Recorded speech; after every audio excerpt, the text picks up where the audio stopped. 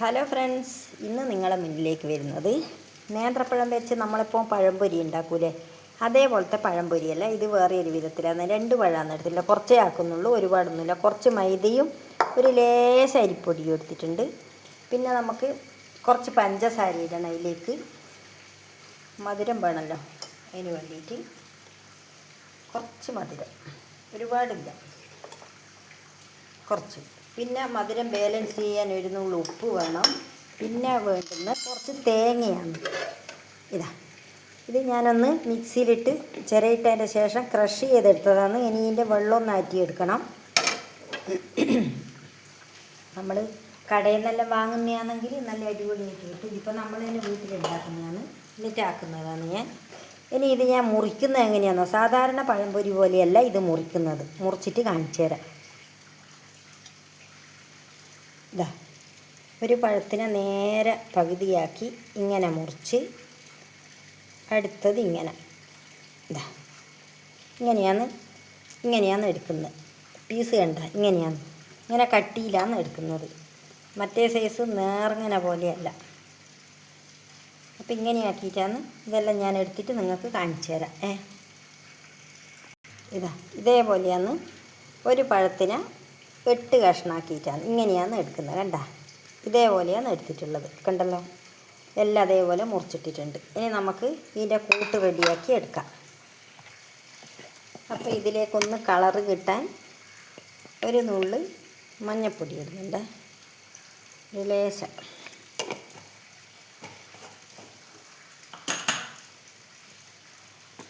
പൊന്തി വരണ്ടിക്കിൽ കുറച്ച് baking soda ഇട്ട് കൊടുക്കണം. പിന്നെ ഒരു നുള്ളി ഉപ്പ്, മധുരം ബാലൻസ് ചെയ്യാം. ബേക്കിംഗ് സോഡ അധികമൊന്നും ഇടുന്നൊന്നുമില്ല, ഇങ്ങനെ ഇടുന്നുണ്ട്. നുള്ളി ഇടുന്നതല്ലോ, അധികം ആക്കുന്നുണ്ട്. അപ്പോൾ എന്നിട്ട് ഞാനിത് കലക്കിയിട്ട് കാണിച്ചു തരാം. ഇത് എല്ലാം കൂടി മിക്സ് ചെയ്യട്ടെ.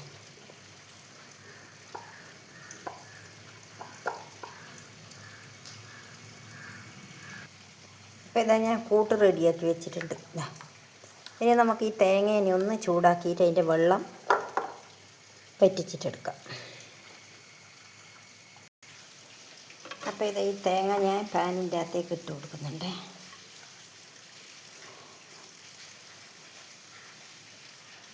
അപ്പോൾ ഒന്ന് ചൂടാക്കി എടുക്കട്ടെ. എന്നിട്ട്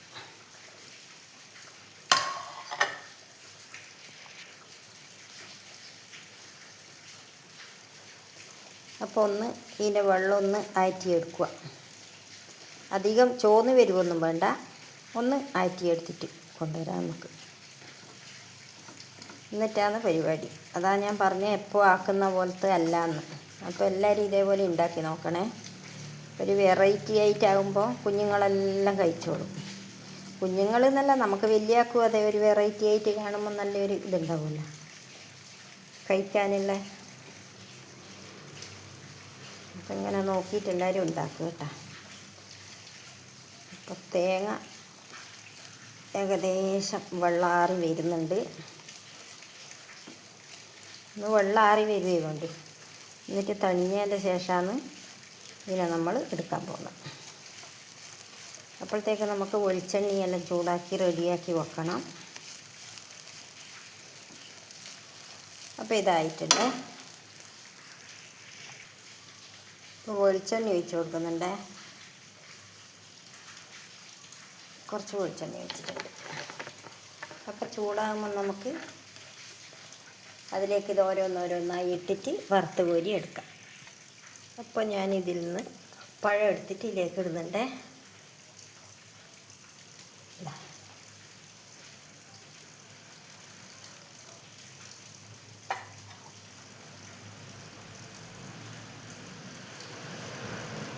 എന്നിട്ട് ഇതേപോലെയാണ് ചെയ്യുക. ഈ തേങ്ങയുണ്ടല്ലോ, ഒന്ന് ഇതിലേക്കൊന്ന് ഡിപ്പ് ചെയ്തിട്ട് എടുക്കുക.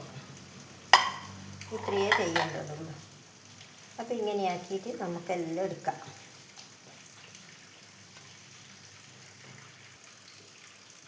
അപ്പോൾ ഇതാ ഗൈസ്, വെളിച്ചെണ്ണ കാഞ്ഞിട്ടുണ്ട്. ഞാൻ ഈ കോട്ട് ചെയ്ത് വെച്ച ഇതിൻ്റെ അകത്തേക്ക് ഇടുന്നുണ്ടേ.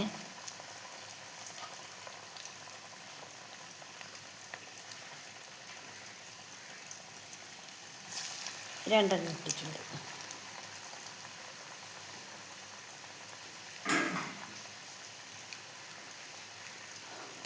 അപ്പോൾ അതായിട്ട് നമുക്ക് വാങ്ങാം.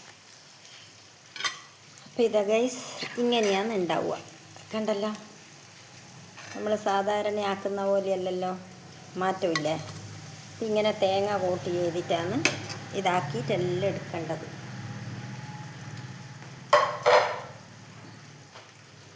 അതുപോലെ ഞാനെല്ലാം ആക്കി എടുക്കട്ടെ. അടിപൊളിയായിട്ട് കിട്ടും.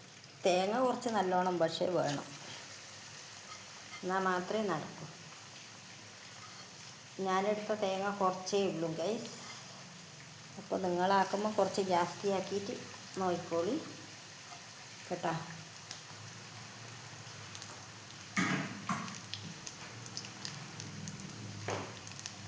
അപ്പോൾ ഇതാട്ടെ. അപ്പോൾ ഗൈസ്, ഇതാ വെറൈറ്റി ആയിട്ടുള്ള പഴംപൊരി ഇവിടെ റെഡി ആയിട്ടുണ്ട്. കണ്ടല്ലോ, നല്ല അടിപൊളിയാണ്. എല്ലാവരും ഇങ്ങനെ ഉണ്ടാക്കി നോക്ക്.